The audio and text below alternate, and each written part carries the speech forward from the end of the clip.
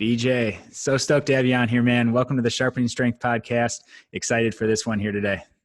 Thanks, Dave. Yeah, I'm super grateful that you invited me on. I think this conversation is going to be good, really good. It's going to be really good. It's going to be a lot of fun, but let's start things off here. So if you want to kick things off today by giving anyone listening here just a general overview of your background, both personally and professionally.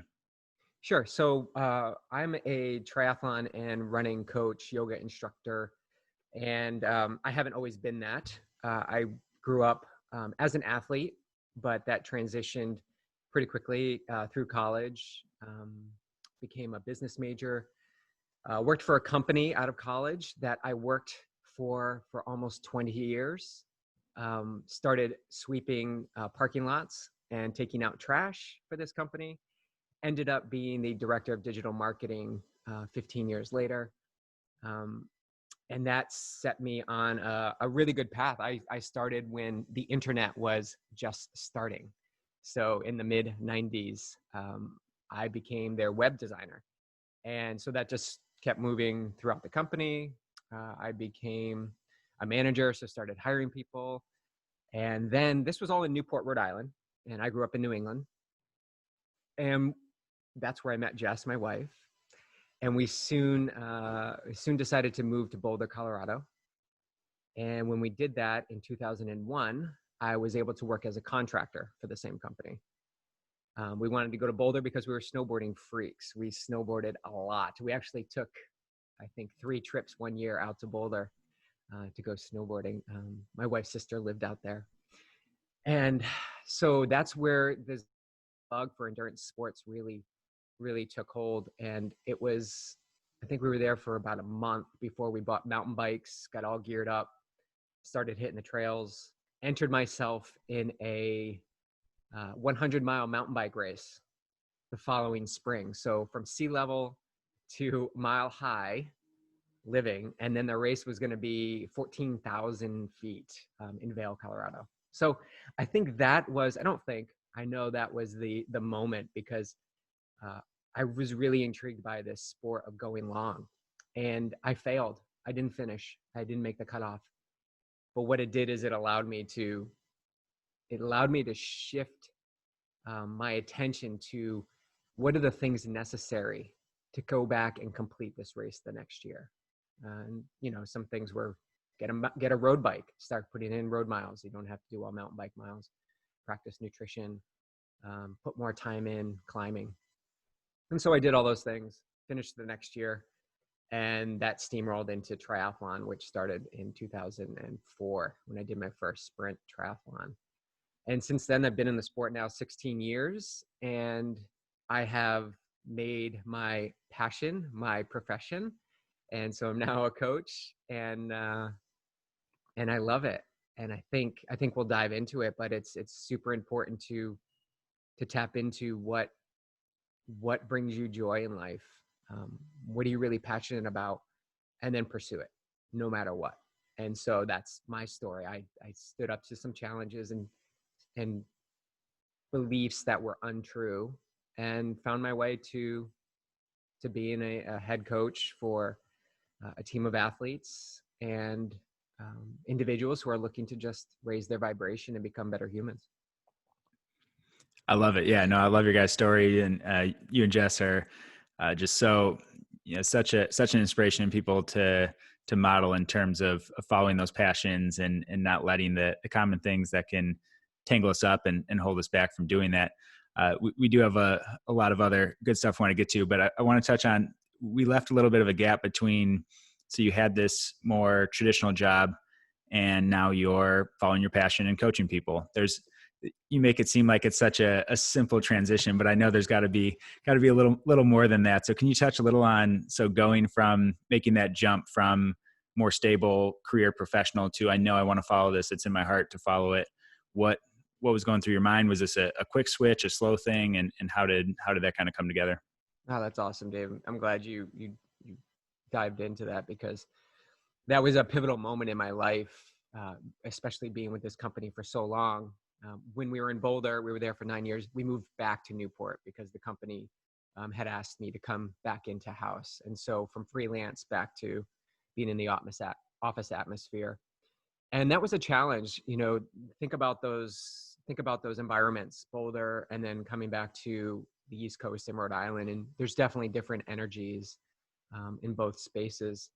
But, I was up for the challenge. I had done some work on the mindset at that time, very little. But getting back into the office was exciting because it's something new at first. But man, I got put through the ringer. I think even the first 90 days when Jess was still in Boulder selling our house and I had to fly back to Newport to start the job, I'm living in the house that I grew up in with my parents at 40 years old, in the bedroom I lived in with the same carpet and same things hanging on the wall. I drove my grandparents' car to work every day, which was 30 minutes there and 30 minutes back. And I was out of sorts. I had all the emotions, the regrets, the doubts, the fears. A funny story is for some reason, I grew up Catholic, and for some reason, I started listening to K-Love in the car on my trips to work, and for some reason it connected with me. Just the music, I don't. There was no highs and lows, but it really just set the tone for something positive that I needed to focus on until Jess, my other half, got back to Newport. So yeah, so I'm working this job and I'm making it work, and building a team in-house and loving what I do. And then things started to not align. I started to question, what is this all about? What am I doing here? Am I going to continue building websites and marketing for 40, 50 years? And Dave, I completely could have. I could stay with this company for the rest of my life, as I'm sure a lot of people listening are like, yeah, I'm secure. I'm in this job. But that wasn't feeling good. I had also recently shifted to a plant-based nutrition diet and lifestyle. And I was working for a hospitality company. And in marketing, I was posting a lot of photos of food that didn't align with me. And at that point, I could do my job and I can separate the two. But eventually that vibration got higher and higher, and the voice inside was like, this doesn't feel good. This doesn't align. And so Jess really encouraged me to start coaching. And the first step was swimming. I wanted to coach master swimming. And so the local Boys and Girls Club had a pool, and they didn't have any swim practice. And so I approached them about becoming a coach. Like, I could go first thing in the morning, super early before the pool opened. And they were on board. They were like, sure, let's do this. You need to be a lifeguard though. And here we go with the fear. I have a story that I've changed, but I had a story about fear of water and drowning. And maybe in a previous life, something happened where I was suffocating underwater. But I saw that as an opportunity to stand up, because if this is truly what I want to do, be a coach, and in this particular instance, a swimming coach, I need to become a lifeguard. So 40 years old, I'm in lifeguard training with teens who are just looking for that job at the beach. And it was challenging, Dave. It was really challenging. It wasn't, even though you could see the maturity level and difference between the kids that were taking the class and myself, they actually had it up on me because they had no fear. They didn't have the 30 plus years of, all the stories that you've already reinforced that tell you you're not good enough, tell you you should not risk it. You should play it safe. And yeah, that was a really big up level. So I passed and I started the master's training, and people from work started coming to the swim program. I was holding it 4 days a week, 5:30 in the morning. I held it on Saturday morning. I held it on holidays. I would jump in with them and swim too. It was really, really the launching point for our coaching business, because I started coaching them on the side through triathlon. So yeah, that was a really big thing. But I was still working my full-time job, and I didn't get paid to be a swim coach. I was like, this is what I want to do. I want to gain experience. This is what brings me joy. I want to do it for joy. I'm already getting paid for my corporate job. I'm doing fine there. This is what I love to do. I'm going to pursue it and not take money, especially the Boys and Girls Club. Like, I felt good about that. So I did that all the way up until we actually packed up everything we owned. Here it is. We packed up everything we owned in the spring of 2016, sold everything in our house, the house that we owned, loved, perfect home, took Clark in the car, and we drove across country for 6 months to find a home in Southern California. So it really started with that coaching opportunity that I experienced. And then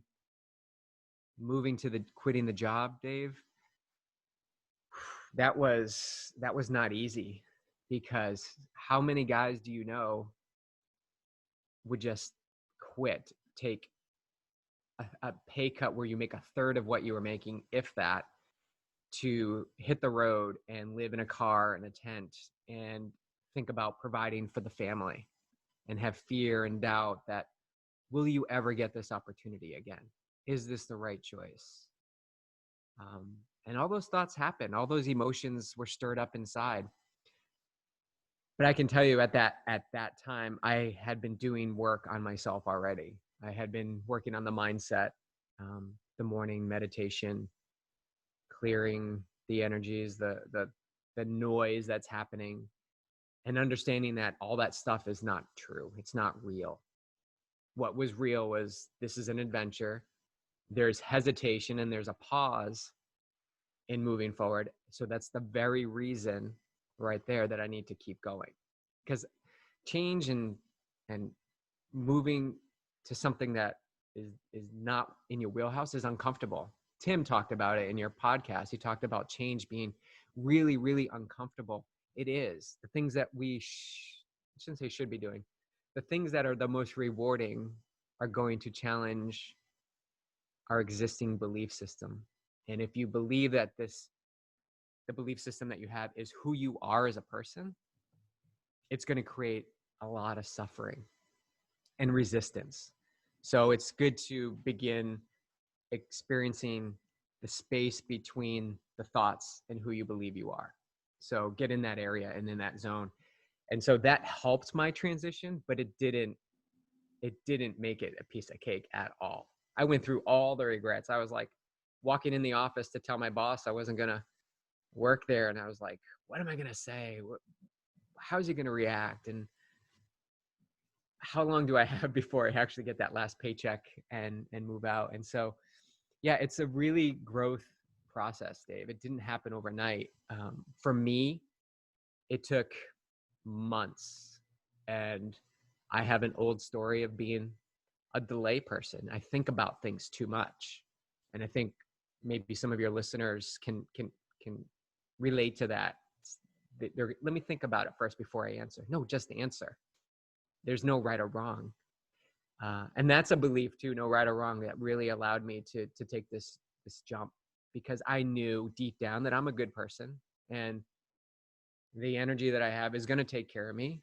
And the experiences I'm going to have along the way are exactly the experiences meant for me to pull out my best self. And that's really what it is. If you want to see an analogy, it's not like you buy a tree and you plant it inside yourself. The seeds are already there. You just need to keep watering and pull them out. Same with strength training. It's not, yes, you need to do the physical exercises, but the strength inside is already there. You just need to develop and grow it and nurture it. You can't do a transplant with that. Yeah, it's an amazing ride, and it brought me to Southern California, brought me to Carlsbad. Not the worst place to be by any means. No, not the worst place. Yeah. And there's so many good things from your story, and I think so many things to learn from. And there's probably about 10 different things I want to tangent off on that, but I'm going to try and hone it in here because we are talking so much on the mindset side of things. And that's something that's so evident with your journey. And people probably look from the outside and it's like, they see the end product and they think that sort of just happens. But a couple things that you mentioned. So it's the at so many points throughout your journey and into following your passion and doing these things, there was so much resistance in those things that came up. I know you mentioned the lifeguarding was one that stood out in your mind, but things like telling my boss about, oh, well, I got to sell the house and we have to do that. And like, well, where are we going to stay? Like, you could probably list 100, maybe 1,000 things that anyone would have the opportunity to say like, okay, well, that's a good enough reason that I'm not going to follow this. That's too hard. That's too much of a barrier. But that resistance is always going to be there in some form based on the person. That's going to keep us when we're trying to level up and step into something like that. But the other thing you mentioned was that throughout this whole process, there started to be this shift to a conscious effort of working on your mindset with some of the meditation things, some of the awareness of what those thoughts were. And I think that brings a good transition into what we want to talk about here, because I think people just can sometimes assume that mindset's going to happen, or if it's convenient, it'll happen, but it has to be this conscious effort. And we worry so much about we spend so much time on the physical X's and O's of training, of how many miles do I want to run? How much weight should I lift? How many days a week? What's my frequency? What's my intensity? What am I going to wear? What shoes should I wear? And we focus so much on these details of the training program, which are definitely important, but we can overlook the importance of having a conscious mental practice, a conscious mindset practice. And can you kind of dive into what mindset training should look like in relation to a physical training program, and kind of start with maybe what does that even look like? Like where do we even start on having a conscious mindset practice in addition to our physical training? Yeah, that's perfectly put, Dave, because none of that stuff matters. None of the X's, O's, times, what, like none of that stuff matters if you can't be mindfully there, giving 100% of yourself. All that stuff means nothing. If you can run a 5K at 18 minutes, right? In practice, when you get to race day and that you have all the doubt and the fear, and you don't have control of that monkey mind, well, your fitness means absolutely nothing. Absolutely nothing. So how we get started with our athletes and the people we work with is, it's quite simple. Just when you wake up in the morning, take one conscious breath. It's super simple. I think you talked about this too on the podcast with Tim, but people want to get to the end so quickly. They want to already be meditative and calm and spiritual and have it all locked down. But that's not reality. It is not reality. I'm sorry to tell you guys. We interview a lot of professionals on our podcast. None of them have taken this fast track. They do the work every day, show up. It's hard work. They have resistance. They have doubt. They face it daily. And it's over time, a little bit every day over a long period of time is a great mantra. So yeah, just one conscious breath. But here's the thing with mindset training. When you take that conscious breath, it's not a checkbox. It's not something you complete and then you move on with your day, right? The same thing is with yoga. They go to yoga, they're on their mat, they have that hour of flow and they feel amazing, and the toxins are released and their breath is under control and they're relaxed, and then they leave, they hop in their car and they're honking their horn at the person who just cut them off, right? So they've already left the practice that they just spent so much time investing in behind. And that's the same thing with mindset. You can't check the box. You can, and you're going to live a life, or you're going to go throughout your day navigating it the same way you've been doing it. And so everybody wants to change. And the reason why they change is because they want to be better. They feel they can be better. So when they take that conscious breath, that's just the spark. Now, how do you move when you plant your feet on the ground? And how do you move when you walk to the bathroom? How do you brush your teeth? How do you wash your face? How do you walk yourself into the kitchen and pour yourself a glass of water? How do you scoop the coffee into the filter?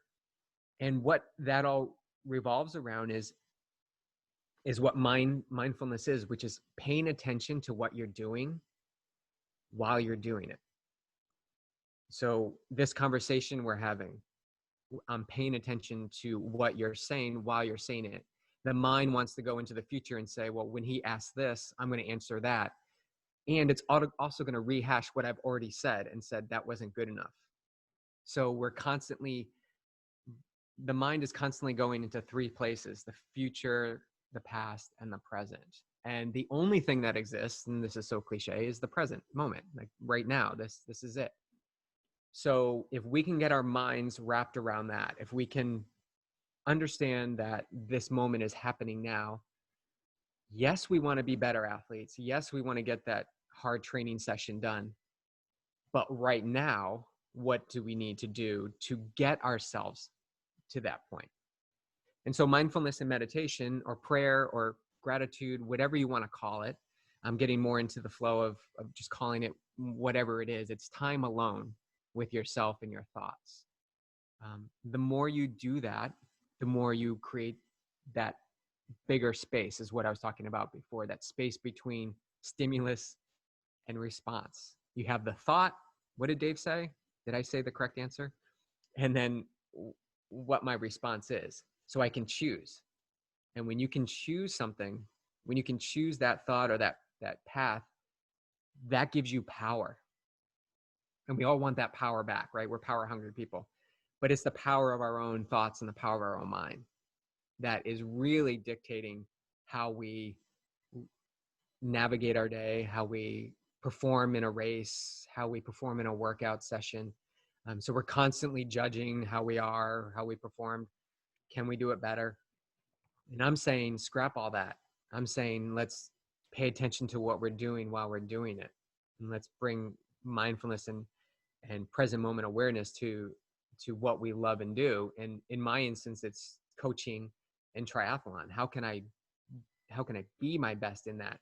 And it doesn't start when I start the workout. It doesn't start, when I'm on the starting line saying, like, I really hope I'm going to have a good swim here. I really do hope I'm going to be calm. It starts when I wake up in the morning and I set the intention of calming myself. I've just broken whatever pattern I've had from the previous day by sleeping. So 6 to 8 hours, whatever, that's good. It's good sleep. 6 to 8 hours, I've broken the pattern. Now I have a chance to start fresh. Take that conscious breath. Take 5. Build it up to 10. Sit still. Sit upright. Close your eyes. What does it feel like? Does it feel uncomfortable? Do you notice the thoughts coming in? The thoughts are going to flood in. You've given it an opportunity to flood in. But when they do, you just say, oh, that's interesting. That's funny. I'm thinking that. I'm not good enough. Oh, that's funny. What proof or evidence do I have of that? And you soon realize it's all stories that you tell. But it's a great practice. It starts small though, Dave. It really starts small. You could say, you can look at me, or you can look at Jess, my wife, and we do 45 minutes on most days. And you may think, wow, 45 minutes, you're sitting still. There's so much more I can be doing. Well, there is, but how are you approaching all those things throughout your day? And so the mindfulness starts first thing in the morning. So when I'm done with that session, let's just say new athletes, okay, they do their 5 breaths. They get up, they're conscious of brushing their teeth. They move to the kitchen, they pour that glass of water. They're very conscious. They start to realize, oh, I actually always open the fridge with my right hand. I always grab the same glass. And then you start to get really curious about the things that you do. And this creates the momentum. This is it right here. It's questioning what you're doing while you're doing it. If you're paying attention, then you start to realize some things in your life may not be serving you, right? It may be a pattern that you've created, a habit, which is just a thought you think about a lot. You can change that stuff. And when you take that power back and realize you can change the stuff, this is so great. You understand that you might have been in this victim mentality of listening to these stories. I can't be a lifeguard because I can't swim to the bottom of the pool. I can't be a coach because I have no athletes. I can't guide a team through a successful training camp because I'm not certified in something that would allow me to do this. And all that stuff is just noise. It's just the excuses you talked about that everybody can clearly make a list of. They can just keep running down the list, 1,000 excuses to keep you from being your greatest self. It's true. And I'm no different. I have these things. I still have these things. I still struggle with these things. But what I've done is I've created more space through this mindset that allows me to to laugh at it. And that's a great response to it. You laugh at it because you are not your thoughts. Because think right now, close your eyes and think right now, like what's the thought coming in? It's not you. It's not, if you can actually see the thought and hear the thought and notice the thought, it can't be you. There's two things in there.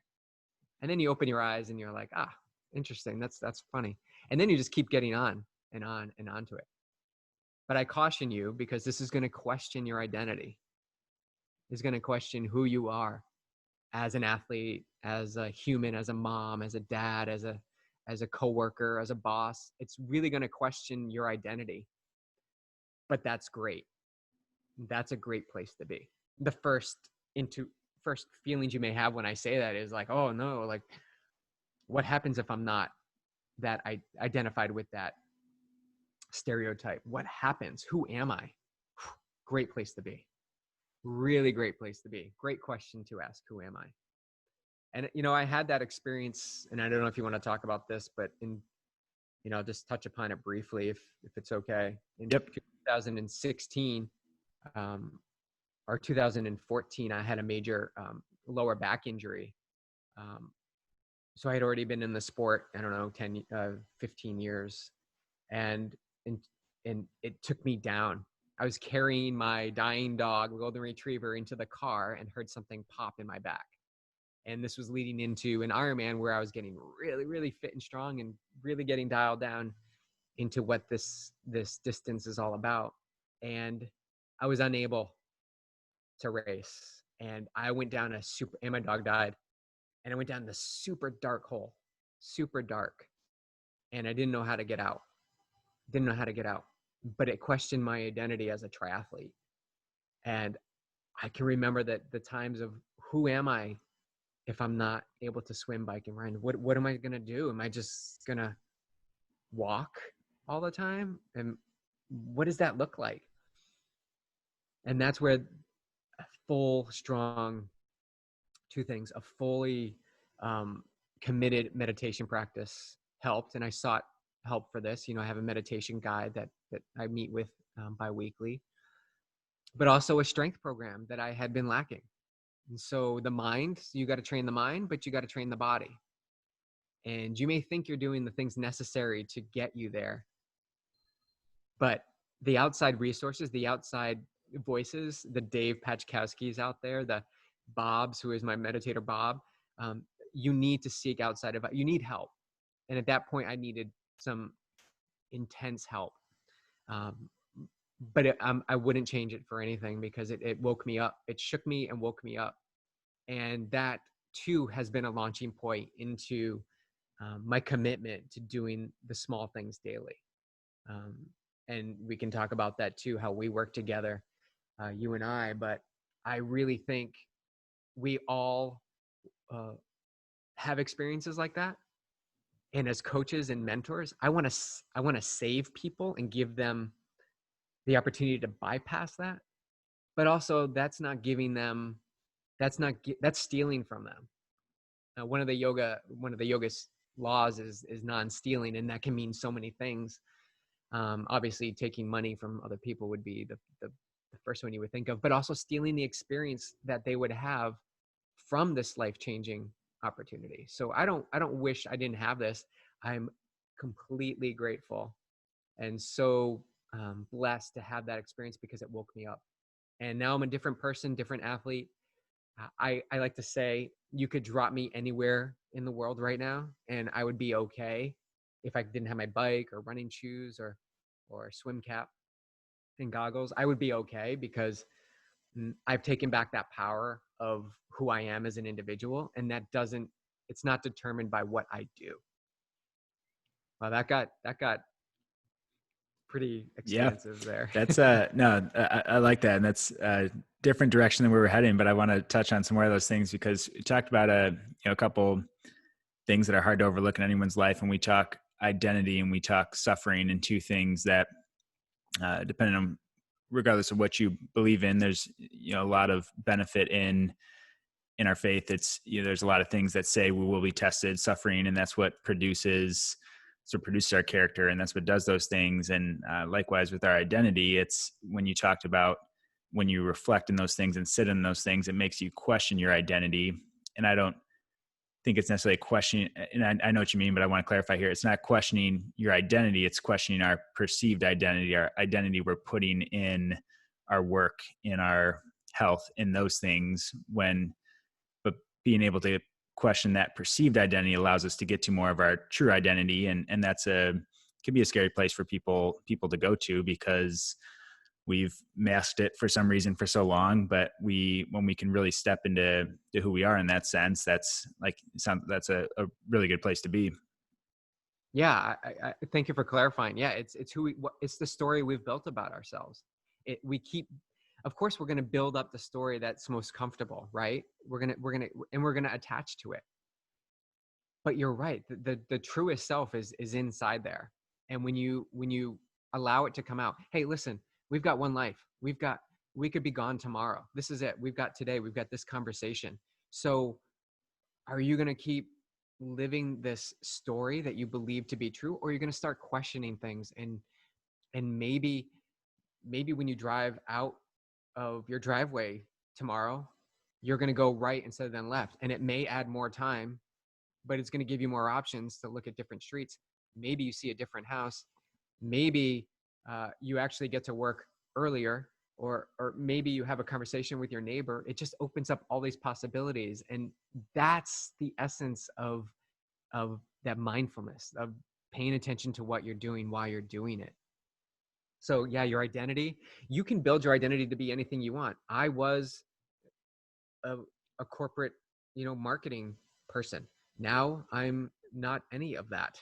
I'm a yoga teacher. Like, that is something I would never have been if it wasn't, if I didn't create the space to question the stories I tell myself. So I encourage everyone to maybe even write down who they think they are. Like, what is this story you've built around yourself? And if you love it, if it brings you joy, and it's exactly what you like to do, and embrace it, keep going. But I can tell you, a lot of people, and I've experienced this, we get this a lot through social media. We get questions from people like, how do you do this? Like, how do you know what you want? How do you know who you are? It's not about waking up one day and understanding this is who you, now I'm a carpenter, or now I'm a professional athlete. It's questioning the things that you're doing now and moving more towards the things that actually just light you up. So what lights you up? And that's what I found. I found that I got lit up when I actually had a conversation with people. And working behind a desk for 20 years, I got really introverted, I would say. Maybe that's a little bit extreme, but I love to just send people email and not answer the phone, and work behind websites and code them and not have to talk to anyone. But in reality, that was a false story, because I love to talk to people. I'm super outgoing, and that just came from doing more of it. So yeah, it's important to question the perceived stories that you're telling out there. And your words are powerful, Dave. Your words are powerful. I've already said in this podcast, I'm a yoga teacher, I'm a triathlete. So I'm already tying myself to those stereotypes, but it's just a label. And I don't believe I'm a label. I believe I'm a high vibrating human being in a physical body, having a spiritual being having a physical experience. That's what I believe. And I'm playing the game. I play the game. I'm a triathlete. I'm a coach. But it's good to keep that space there, so that truly inside that you're moving more towards the things that bring you joy and happiness. Yeah, I really like that. Keeping the space is a great way to put it. And I don't know if I've exactly heard it that way, but because that's what, and I don't know if protects is the right word, but if those things get taken away that we attach so much identity to, then who are we left to be? And that's where people can get into a tough place. And we see it all the time with people coming to us with injuries before a race. If you're a runner, a triathlete, or a lifter, a CrossFitter, any of these things, and you get hurt and that gets taken away from you, it's a tough place to be if you haven't laid down that foundation beforehand, or if you don't have if you're not deeply rooted and comfortable in who you are as a person. And we are so much more than our weightlifting numbers or our race times or these things, although those are very objective things and easy to get attached to. So that's a really good point. And those are just data points. Let's look them at as data points. So why aren't we taking the heart as a data point and the feelings and emotions as a data point? And I do this with our athletes, and I know you do too. But it's just a data point. And the numbers, you're so right. The numbers are the ones that get the most attention because it's physically, it's something you can see. And the spiritual end of things, whatever that looks like for you, is having the faith and trust first and seeing it later. So you're training for a 5K. You don't know for certain that you're going to hit your time. You don't have certainty, but you believe and have faith and trust that the things that you are doing are moving you closer towards that goal. And so you're not attached. Here's the difference. If you attach to having that time, you go and run your 5K and you don't hit that time, then does your house fall down? Does it crumble? Or do you understand that that is just one race at one point in time, and that you can go out and run the next day? You can change things up and come back, and understand that it's a process and a flow, and that you're one unique individual. You're not like everybody else. And so someone else's experience shouldn't dictate how you go through your experience and your journey. So one other thing that really aligns with me is do you want to be the best version of yourself or the second best version of somebody else? And I think that's the whole getting caught up in the social media and the things that you see outside that somebody else are doing. So keep being the best version of you. That's really something that will be there when you need it. Motivation, temporary, not there when you need it. Sorry. Are you going to show up when you go do that race? Like, you inside, yeah, is going to be there. So let's start working on you, this belief system of who you are and what you can achieve. Yeah, it's so great. And while we're talking identity with that, and whether this can be applied training related, this can be applied work related, like in your story and my story as well. And this can be applied to so many areas of our life. What happens when we start to realize that, when you talk about writing our identity down or being aware of that and becoming who we are, when our current actions aren't in line with what we find our identity to be? Where do we start if we notice that hey, something's not lining up here? Because that becomes a scary place to be, and that's where a lot of people meet some of that resistance that we're talking about. So where do you recommend people start if they're like, hey, this is what I'm doing, this is either the work I'm doing, or I've always ran because I feel like I should run, but I want to get into this other sport, and they start to realize there's this gap between where they are and where they want to be? What kind of strategies or starting points would you give to someone in that situation? Yeah, that's a great question. I'm actually just started working with two teenagers on the East Coast who are swimmers and water polo players, but obviously their pools are closed. So they've attempted to get into the open water, right? This is something that they, some of them, they have a little bit of trepidation, right? Open water, no lane lines. It's a little bit scary. It's murky. It's cold. You're in a wetsuit. You have to sight. You can't just look down at the black line. But they're achievers. They're very good athletes. So I've just started working with them, and the thing that I gave them, because they want to be good. They want to be really good. And whether that's swimming or not, it doesn't matter. Simply a question: is what I'm doing, and this comes from presence again, is what I'm doing moving me closer to my goal, or is it moving me away from my goal? And so how do you ask yourself that question in the moment when you're in the cabinet reaching for processed chips, a whole bag of it, and you're just ready? This is why the morning practice of presence is uber important, because when you create the space, you're able to say, those chips aren't good for me. They're not moving me to be an elite athlete, but I'm going to have them anyway. And that's okay, because that's a start, right? It's a start. Where we get caught up is it has to be all or nothing. And it doesn't. It's not going to happen. I'm sorry, guys. This is not an all or nothing thing. As a coach, as coaches, we experience that belief a lot. It's got to be all or nothing. I have to do this program and these exercises, or I don't have to do this program or exercises. That's not how it has to be. And that's not how change happens. It may happen for a few high achievers. And that's what is brought up in social media and the news, is these guys who have completely like changed their whole life. That's not the norm. The norm is to practice presence and to make choices in the moment that are moving you either towards your goal or away from it. It's a simple question. And even if you have to write it down on a business card and just keep it visually in your awareness, put a sticky on your mirror in the bathroom in the morning, put it on the cabinets in the kitchen. Is this moving me towards or away from my goal? Now you got to have a clear sense of what you want to achieve, or at least the direction you want to go. But it's really simple to jump in there into that space. You can do that with nutrition. You can do that with workouts.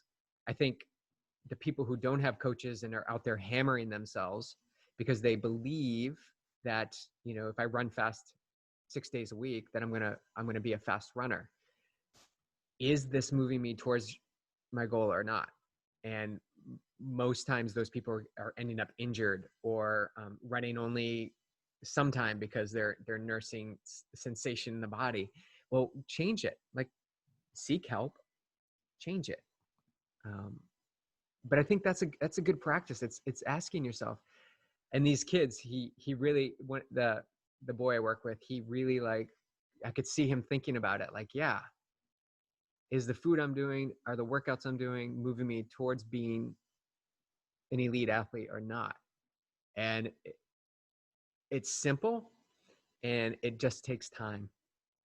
You're gonna fail, or I shouldn't say fail. You're gonna learn.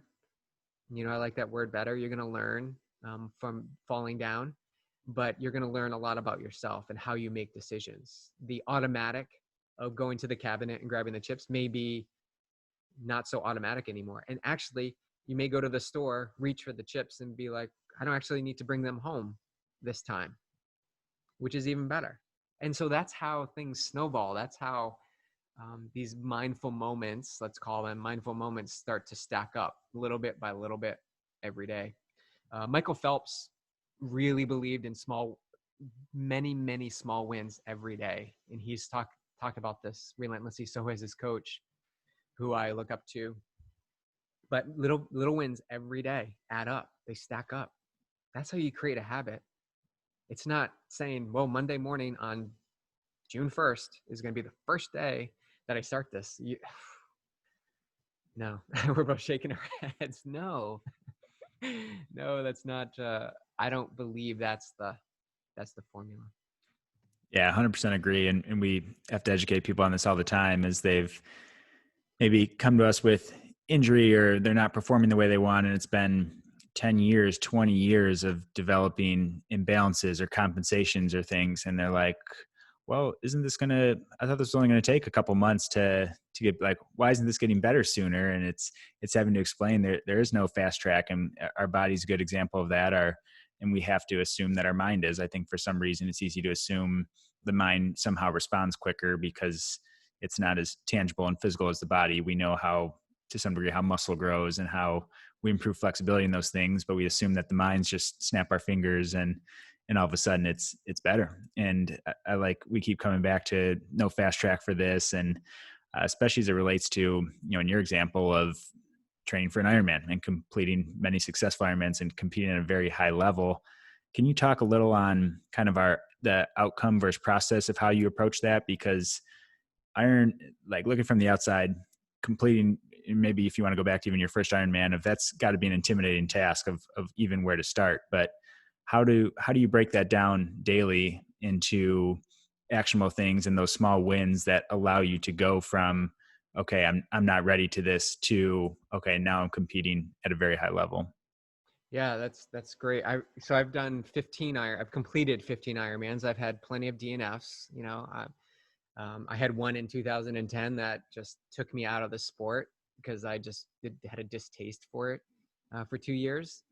Not out of the sport, out of that distance, because it does take a lot. It's anywhere, if you're not a professional, it's anywhere from 9.5 hours, which is really fast, to 17, which is the cutoff. So 17 hours of basically running, because that's where a lot of people spend their time. Yeah, it's tough to wrap your brain around it. When I did my first Ironman in Coeur d'Alene, I had all the intentions. I had a coach. I had all the intentions of, I'm going to get my spot to Kona. Like, all my numbers look good. This is my first Ironman. I've got a coach who's qualified for Kona.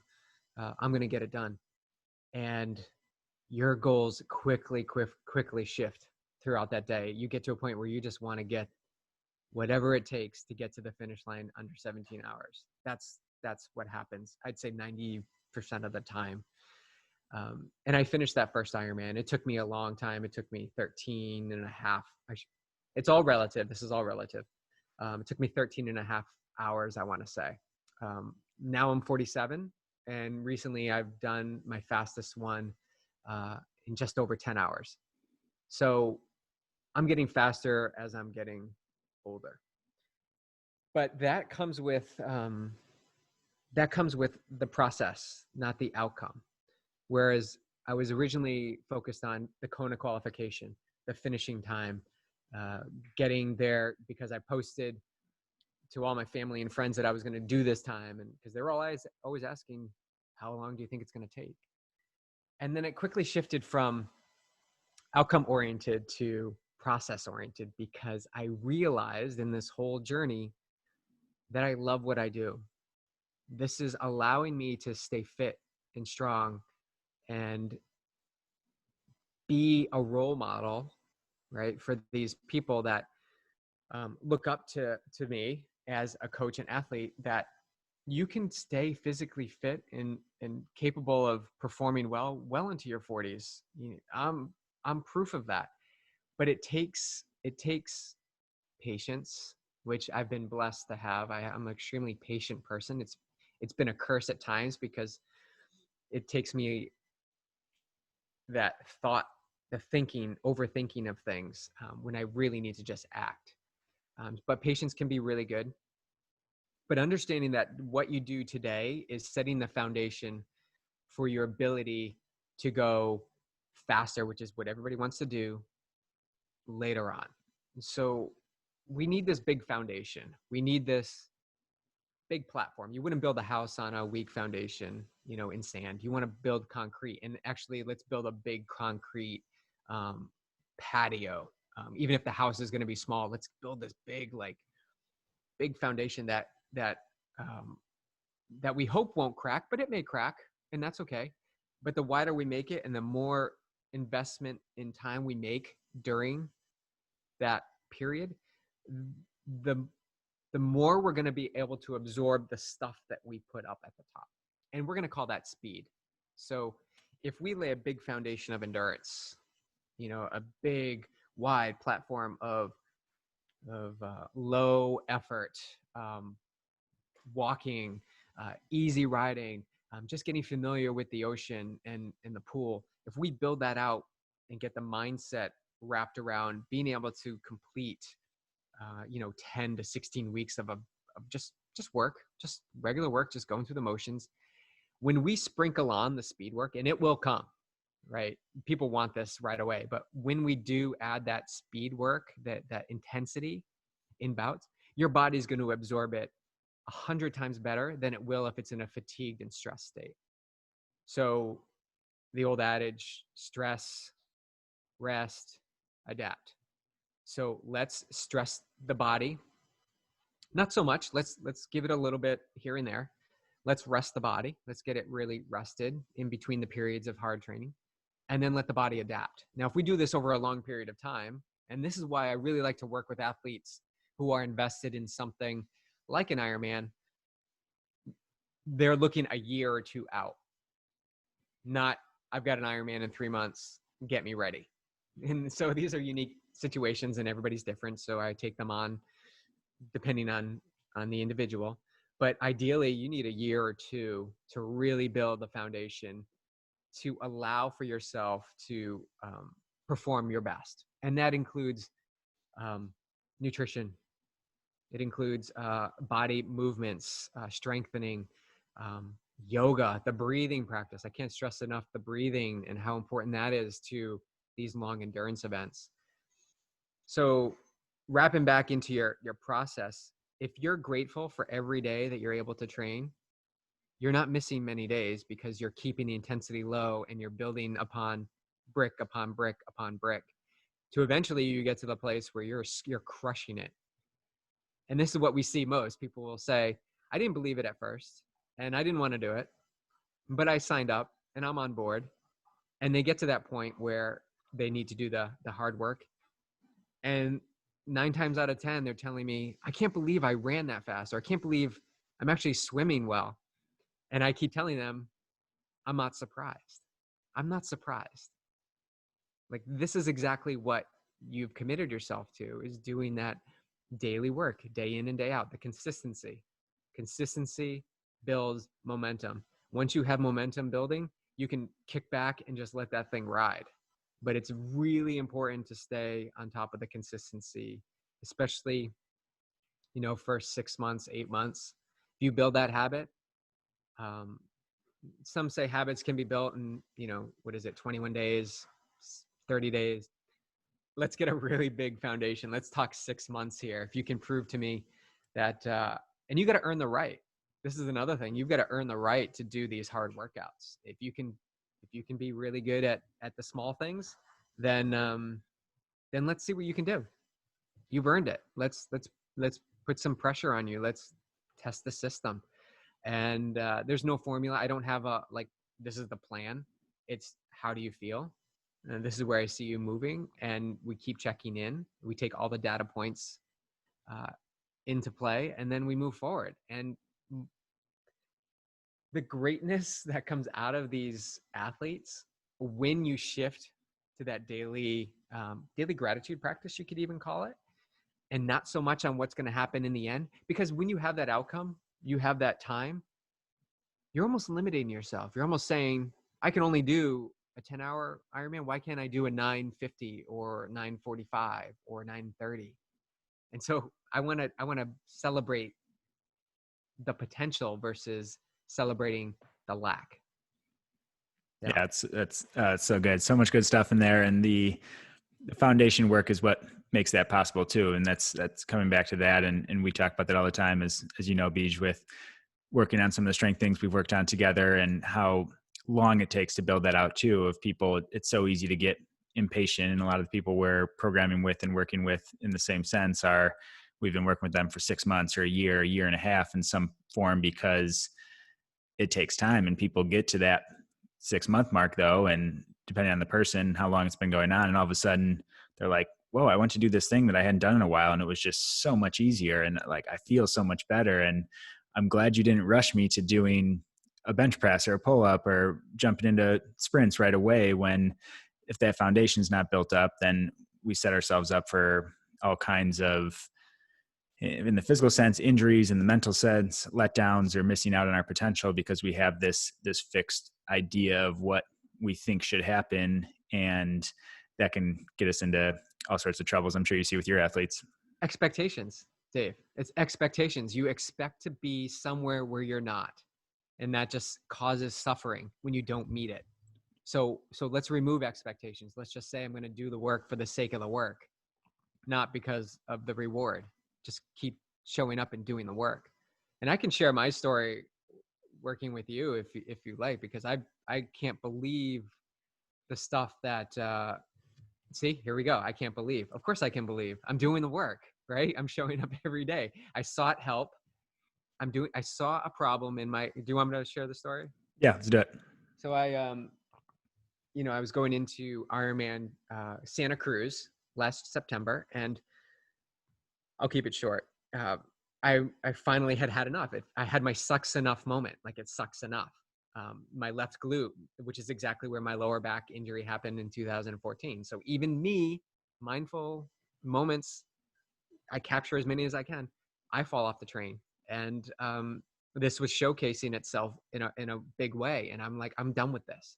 The week leading into my race, Ironman Santa Cruz 70.3, I came in and saw you the week of. So, and I asked you, I said, are these exercises and things I need to do now, or should I wait till after the race? And you were like, no, you can do them now.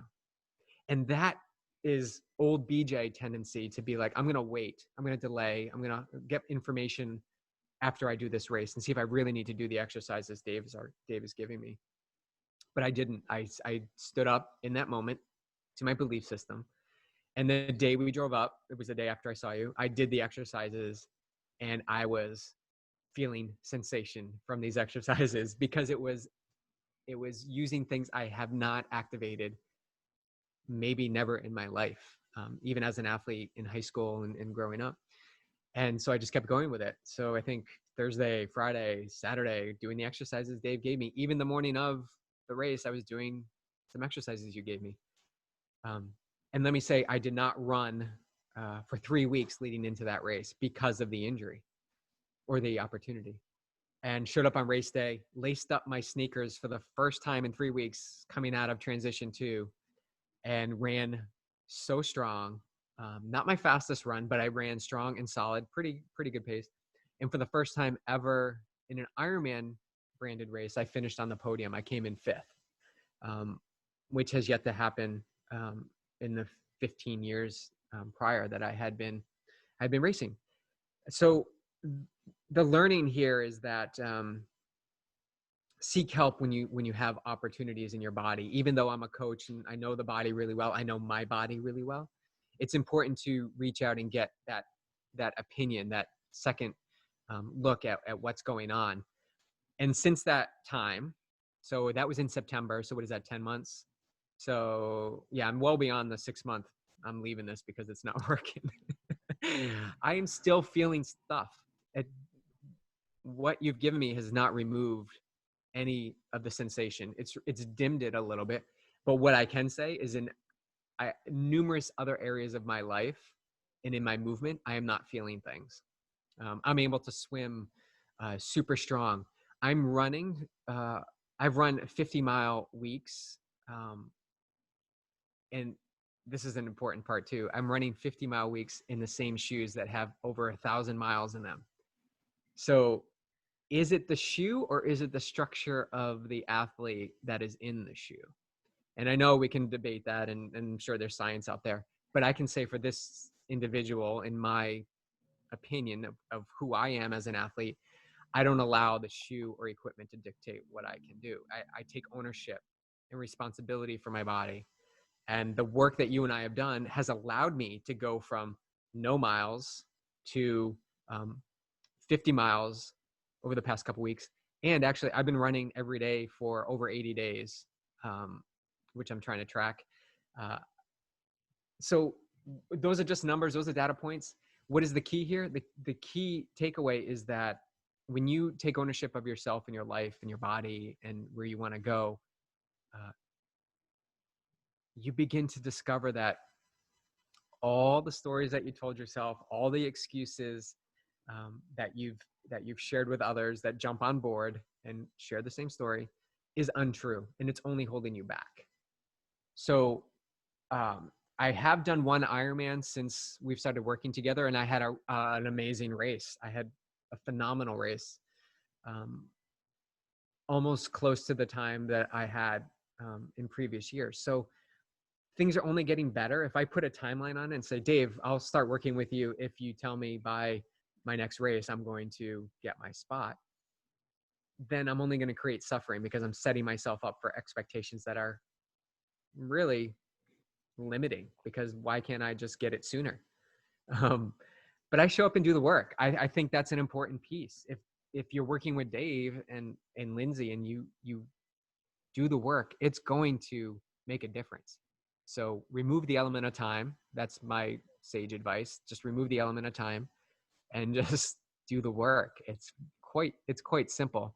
Um, but it's been an amazing experience for me as a coach and an athlete to have that rejuvenation of that strength and power and stability. I feel durable. I think that's a good word. I feel durable. Yeah. Yeah, that's the biggest thing. And you're such a testament though of doing the work and like you said, you have the physical knowledge to do it, but having to go through this process also probably allowed you to grow mentally in some other ways that you maybe didn't have to before when things were just clicking or supposedly clicking. They were just maybe hidden from from Yeah. what needed Masking. Yeah, totally. what needed to be worked on. But yeah, we I think the timeline's a big thing that the big takeaway there too is a lot of people come and they want to know definitive times, and whoever you're working with in whatever area of your life, we're complicated human beings, and it's not a straightforward answer. If someone's telling you definitives, have some caution flags up, because if they're like, oh yeah, you could definitely hit this number in this many months, like you just have to follow this process, and it's like, yeah, that might be a common pattern that we see if based on, but there's your starting point, there's how long you've been training for, there's your mindset, which we've touched so deep on today. There's so many factors that will impact that, and if you become too attached to that, it can distract you from the work that has to get done in the day. Yeah. The mind's always going to seek it's conditioned to think. So I'm saying, don't think. Like, there's going to be distractions. You're going to have those thoughts. You're going to have all that noise, excuses. But let's start to rein that in a little bit and understand and realize what is actually true and create that space. So yeah, that's mindset's everything. I mean, and it starts in the morning. You got to start in the morning.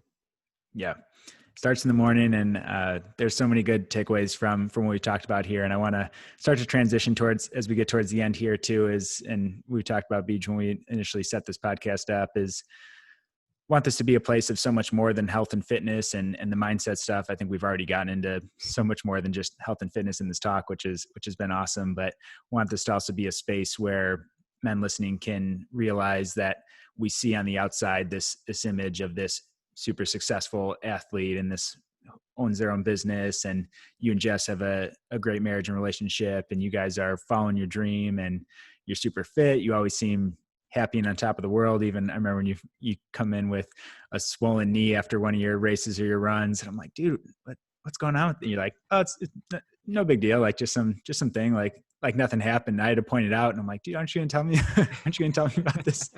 And just so nothing seems to phase you at times, and I think that can be dangerous though from people who maybe follow you and say like, hey, you got it all together, nothing phases you, nothing can rattle you, you just roll with the punches and always seem to succeed. But that can be harmful for aspiring men that are maybe at square one, and they're like, oh, I feel like I'm that all or nothing mentality we talk about.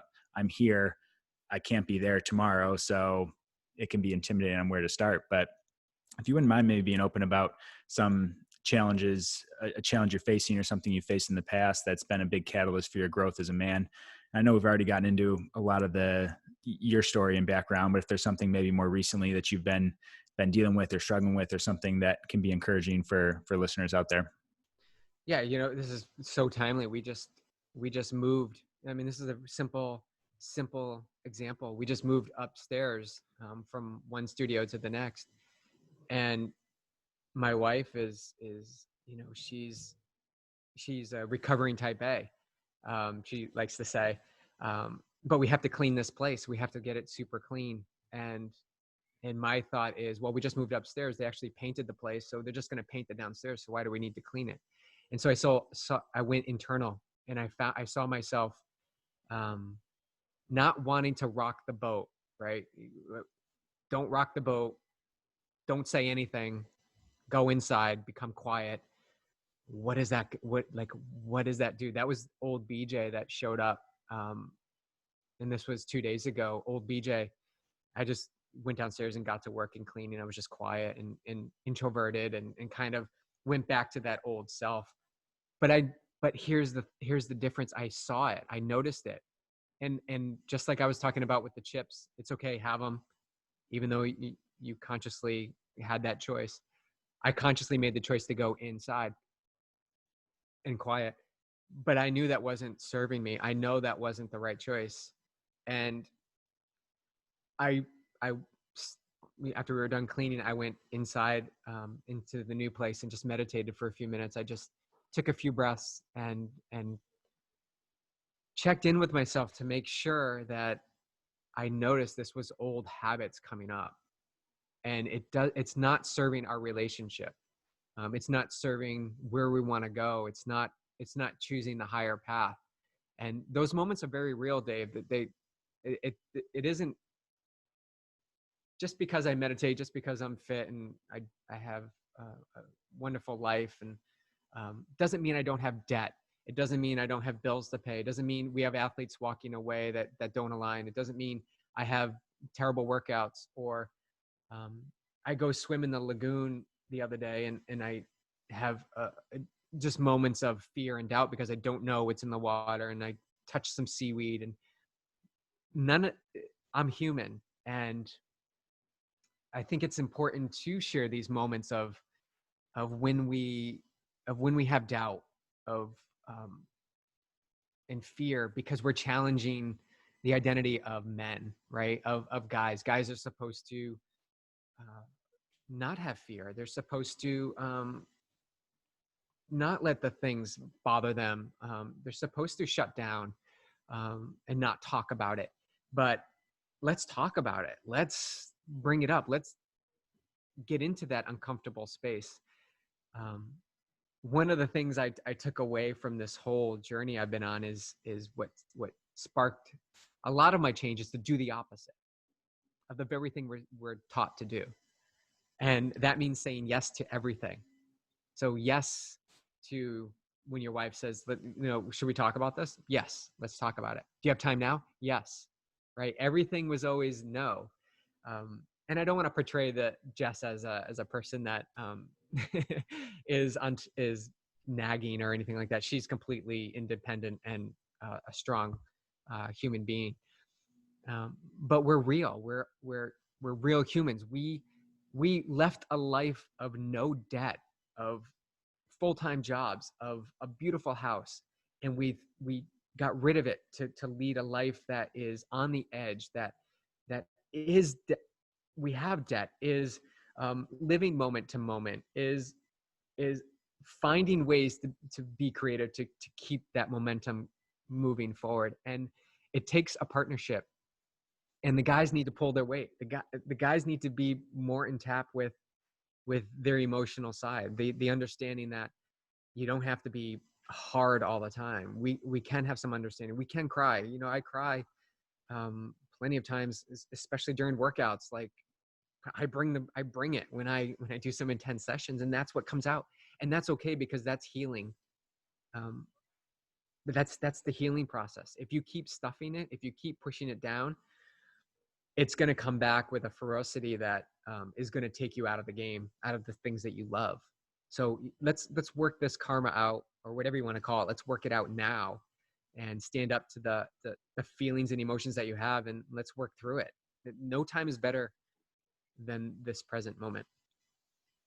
Man, I really appreciate you sharing that, BJ. And that's such good advice and things that we need to hear and over and over and over again, because we assume we shouldn't be feeling this, or we shouldn't have it. Well, I worked so hard to get out of this old pattern. Why am I still reverting back to it? And this guilt beat and shaming, beating ourselves up. And it's just, it's normal. And it happens regardless of where we're at. We're just media and outward appearances, and the brief snapshots we get of people are also dangerous ways, though, to hide that as well, that those things don't happen. So I appreciate you sharing all that.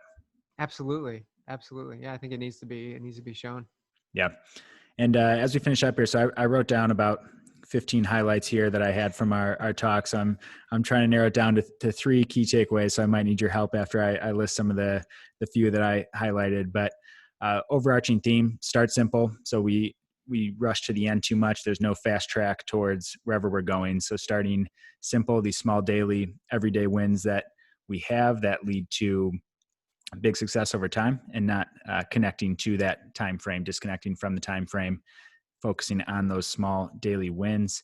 I absolutely love what you said about be the best version of yourself and not the second best version of someone else. And that gets into some of the identity stuff we talked about, chipping away at what we feel our identity might be or should be, and connecting to what that is and following it and being okay, being the best version of ourselves and not striving for what other people are doing.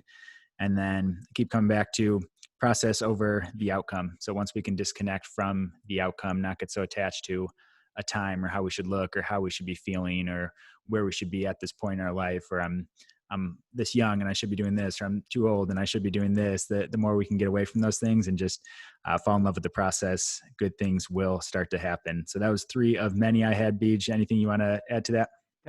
Wow, that was no. Those are 3 really good takeaways, and I think keeping it simple is the win. We try to overcomplicate things, so let's just keep just one breath in the morning, one conversation with somebody. Let's stop the multitasking and monotask. Let's just engage in the moment and see how much more joy comes into your life, and that's really what it's about, right? It's really about what brings you joy and makes you happy. Well said. Keep preaching. So last hypothetical scenario, we're wrapping up here. So asking all of our guests this question. So we're saying you're leaving your favorite coffee shop. We'll assume that's steady state here for us, Carlsbad Oh residents. yeah. And you bump into your younger self. So younger BJ of 10 years back. Younger BJ asks current BJ for some life advice, looking for guidance, for direction. You only have 60 seconds. You're on your way to a super important meeting or time you have to meet up with Jess. You don't have long to talk with him. What advice are you giving him, and what do you say to him? Oh boy. I think I would say it doesn't have to be perfect. Like be perfectly imperfect. It's trying to be perfect and say the perfect thing and do the thing that everybody's going to like is only going to cause more stress and anxiety and fear that what you say is wrong. Just be yourself, be more of yourself, because we're all put here to be our unique individuals. So let that shine, and it may get dirty and ugly at times, but it's you that's coming to the surface, and you need more of that, and not the perfectionist. So well said. A reminder, I need myself too. So that's awesome, BJ. Let's wrap up here. Where can people find you? Where can they connect with you? I think the best place is YogiTriathlete, our website, and then social media. Everything is YogiTriathlete. I do have my own Instagram account at Brian Gumkowski, and yeah, have some fun. Cool. BJ, this was awesome. Exceeded my expectations, as I guess exceeded them as I expected. A lot of fun in this conversation, and we covered so much good stuff. So really appreciate you coming on. Thanks, Dave.